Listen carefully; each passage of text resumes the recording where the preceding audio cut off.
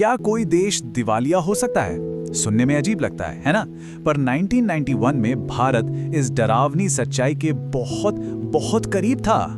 लेकिन उसी संकट की घड़ी से एक ऐसी क्रांति ने जन्म लिया जिसने भारत की आर्थिक किस्मत को हमेशा हमेशा के लिए बदल दिया। ये कहानी है 1991 के एलपीजी सुधारों की। जरा सोचकर देखिए, देश के पास बाहर से जरूरी सामान मतलब पेट्रोल, दवाइयाँ, ये सब खरीदने के लिए सिर्फ 2 हफ्तों के पैसे बचे थे। उसके बाद खजाना बिल्कुल खाली। भारत अपने कर्ज चुकाने में नाकाम होने वाला था। हालात इससे ज्यादा गंभीर नहीं हो सकते थे। तो सवाल ये उठता है कि भारत इस तबाही के मुहाने से वापस लौटा कैसे? ये वो संकट था जिसने एक ऐसी क्रांति को जन्म दिया जिसकी आज भी इतने सालों बाद भी चर्चा होती है। चलिए इस पूरी कहानी की तह तक चलते हैं। इस कहानी को ठीक से समझने के लिए हमें पहले उस समस्या की जड़ तक जाना होगा जिसने इतने बड़े बदलाव को जरूरी बना दिया। आखिर ऐसा क्या हुआ था कि 1991 में भारत की अर्थव्यवस्था इस हाल में पहुंच गई? देखिए, ये संकट कोई रातों रात नहीं आया था। ये कई सारी समस्याओं का एक तरह से घातक कॉकटेल था। सरकार अपनी कमाई से कहीं ज्यादा खर्च कर रही थी, जिसे हम राजकोषीय घाटा कहते हैं। महंगाई आसमान छू रही थी, मतलब आम इंसान के लिए गुजारा करना मुश्किल हो गया था। और ऊपर से खाड़ी युद्ध ने तेल की कीमतों में जैसे आग ही लगा दी। इससे भारत का खजाना और भी तेजी से खाली होने लगा। इस संकट की जड़ें एक ऐसी व्यवस्था में थीं जिसे लाइसेंस राज के नाम से जाना जाता था। सोचिए, एक फैक्ट्री खोलने से लेकर अपनी प्रोडक्शन क्षमता बढ़ाने तक हर छोटी बड़ी चीज के लिए आपको महीनों, कभी-कभी सालों तक सरकारी दफ्तरों के चक्कर काटने पड़ते थे। इस सिस्टम ने नए आइडियाज और बिजनेस का जैसे गला ही घोंट दिया था। ऐसा नहीं था कि भारत ने पहले आर्थिक संकट नहीं देखे थे। 1960 के दशक में भी मुश्किल दौर आया था, लेकिन 1991 का संकट एकदम अलग था। ये एक साफ संकेत था कि पुरानी व्यवस्था पूरी तरह से चरमरा चुकी है। अब छोटे-मोटे पैबंद लगाने से काम नहीं चलने वाला था। जरूरत थी एक बुनियादी, एक मौलिक बदलाव की। हालात इतने बिगड़ चुके थे कि भारत को अपना सोना तक गिरवी रखना पड़ा ताकि कुछ विदेशी मुद्रा मिल सके। सरकार ने अंतर्राष्ट्रीय मुद्रा कोष यानी IMF से भी मदद की गुहार लगाई, लेकिन ये मदद मुफ्त में नहीं मिली।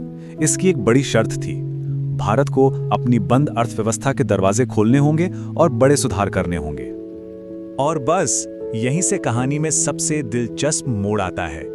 संकट की इसी आग से एक नए भारत का जन्म हुआ, जिसकी नींव एक बिल्कुल नई आर्थिक नीति पर रखी गई। इस ऐतिहासिक बदलाव के पीछे 2 चेहरे थे। उस वक्त के प्रधानमंत्री PV नरसिम्हा राव और उनके वित्त मंत्री डॉक्टर मनमोहन सिंह। इन दोनों ने मिलकर एक बहुत ही साहसी योजना बनाई जिसे आज हम सब LPG सुधारों के नाम से जानते हैं। यानी L से लिबरलाइजेशन, P से प्राइवेटाइजेशन और G से ग्लोबलाइजेशन। तो LPG का पहला अक्षर है L, यानी लिबरलाइजेशन या उदारीकरण। इसका सीधा सा मतलब था लाइसेंस राज का खात्मा। सरकार ने इंडस्ट्रीज को फालतू के नियमों और कंट्रोल से आजाद कर दिया ताकि वो बाजार के हिसाब से तेजी से फैसले ले सकें। अगला था P यानी प्राइवेटाइजेशन या निजीकरण। देखिए, दशकों से सरकार बहुत सारे उद्योग चला रही थी, जिनमें से ज्यादातर घाटे में चल रहे थे। निजीकरण का मतलब था इन सरकारी कंपनियों को प्राइवेट सेक्टर को सौंपना ताकि वो बेहतर तरीके से चलें और मुनाफा कमा सकें।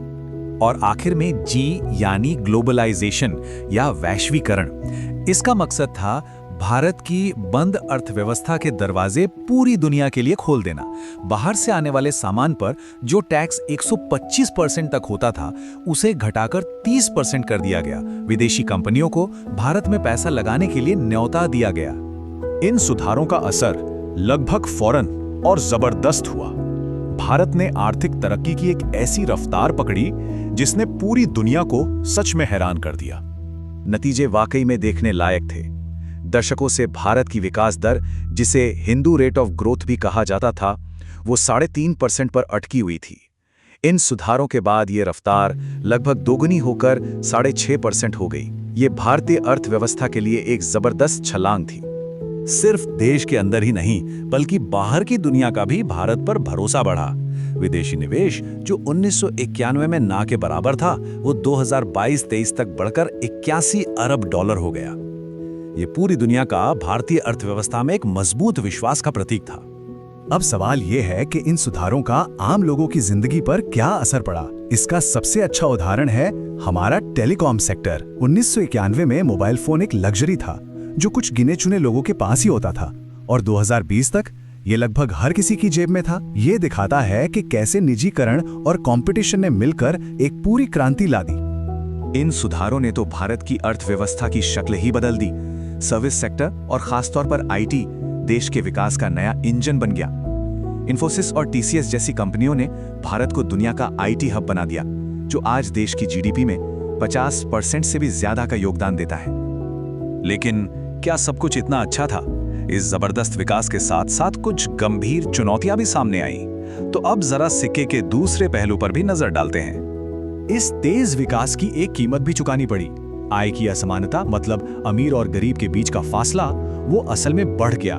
सीधे शब्दों में कहें तो अमीर और अमीर होते गए, जबकि गरीब कहीं पीछे छूट गए। विकास की इस लहर ने सबको एक साथ ऊपर नहीं उठाया।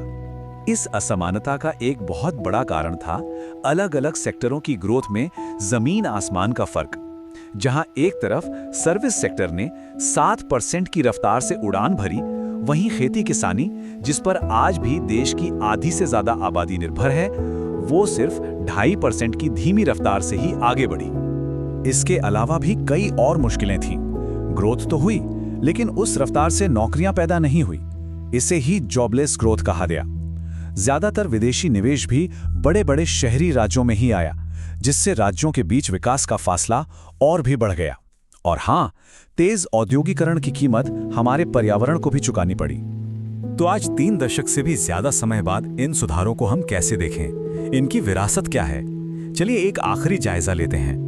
तो इसका निचोड़ क्या है? देखिए, एक तरफ हमारे पास जबरदस्त ग्रोथ, दुनिया में नई पहचान और मॉडर्न इंडस्ट्रीज जैसी बड़ी बड़ी उपलब्धियां हैं, लेकिन दूसरी तरफ बढ़ती असमानता, नौकरियों की कमी और खेती का संकट जैसी चुनौतियां आज भी मुंह बाय खड़ी हैं। तो ये एक मिलीजुली विरासत है, जिसमें अच्छाइयां भी हैं और कुछ कमियां भी। तो अंत में एक सवाल छोड़ जाते हैं। एलपीजी सुधारों ने, इसमें कोई शक नहीं, कि एक नई भारतीय अर्थव्यवस्था की नींव रखी। लेकिन अब असली चुनौती सिर्फ आर्थिक विकास की नहीं है। असली सवाल यह है कि हम एक ऐसा नया भारतीय समाज कैसे बना सकते हैं जहां विकास का फायदा हर किसी तक पहुंचे, जहां मौके सबके लिए बराबर हों और जहां तरक्की की कीमत हमारी आने वाली पीढ़ियों को ना चुकानी पड़े। ये वो सवाल है जिसका जवाब हम सबको मिलकर खोजना होगा।